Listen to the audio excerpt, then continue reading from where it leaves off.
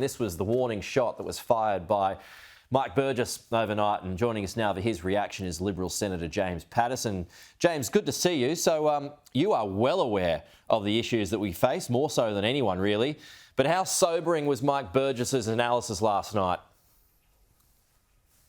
Good morning, Peter. Well, Mike's central message was we need to take security seriously, and he shared with the Australian people that espionage and foreign interference is now our principal security concern, that it has supplanted terrorism, and that is at the highest levels we have ever dealt with, even at the height of the Cold War. ASIO is busier than it has ever been, and he described what he called hand-to-hand combat that they are engaged in every day with spies and others who seek to undermine our democracy. I thought his comment that he had come under pressure from business figures, those in universities and even in the government, to back down on taking up the fight against these spies was an enormously significant disclosure.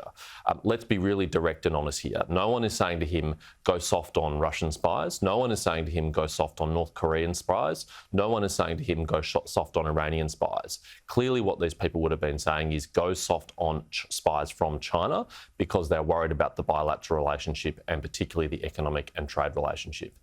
That is utterly unacceptable, and Mike Burgess is right to call it out, to stand up to it.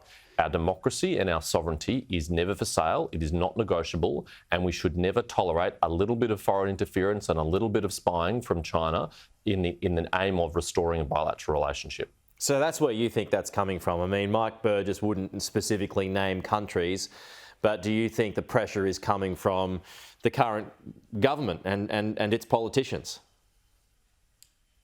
I'm not suggesting it's coming from ministers. I'd be extremely disappointed and concerned if it was. I'm suggesting there have been groups in our community for a long time who have sought to undermine the bipartisan consensus of the policy changes that have been made over the last decade to protect and secure our democracy.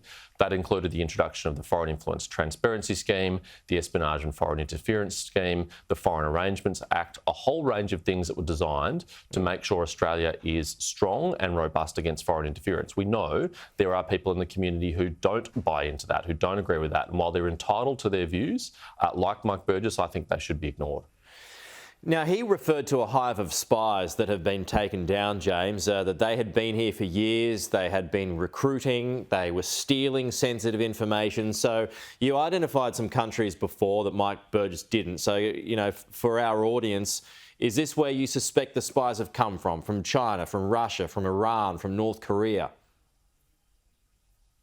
I haven't been briefed on the source of that particular intrusion, but those countries that I named are always at the top of the list when it comes to foreign interference and espionage. Certainly lots of countries in the world engage in foreign interference and espionage, but it is those authoritarian states, particularly in our region, that take a very strong interest in not only our democracy, but our defence and intelligence secrets that engage in those sort of activities. When I and many others think of spies, you know, we go back to the Cold War days. I put this to John Blaxland actually last hour. You know, it's fedoras, overcoats, swapping suitcases, but it's a different game now, isn't it? So how is sensitive information stolen, and how do they recruit?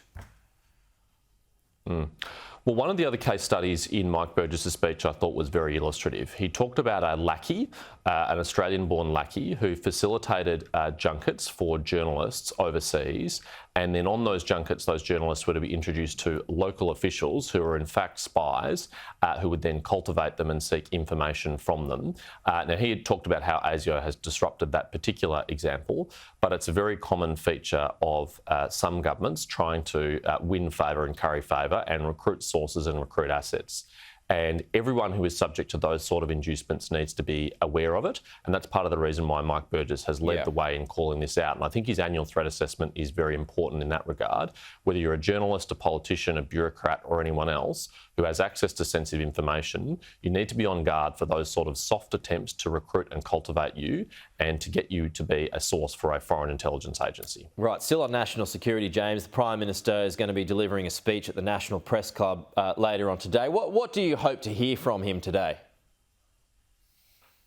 Well, the reported comments the Prime Minister will make about AUKUS are certainly welcome. I want this government to take AUKUS incredibly seriously. It's the signature achievement, in my view, of the previous government, and we hope it to be continued in every shape and every form under this new government. And in fact, I hope they can build upon it, accelerate it and deliver it even faster, because the strategic environment that we are operating in is continuing to deteriorate and deteriorate incredibly fast.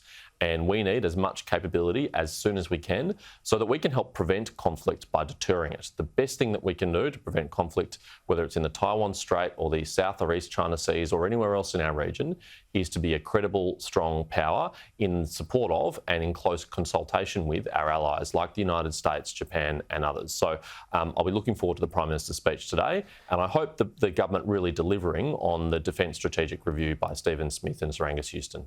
James Paterson, good to chat as always. We'll talk to you soon.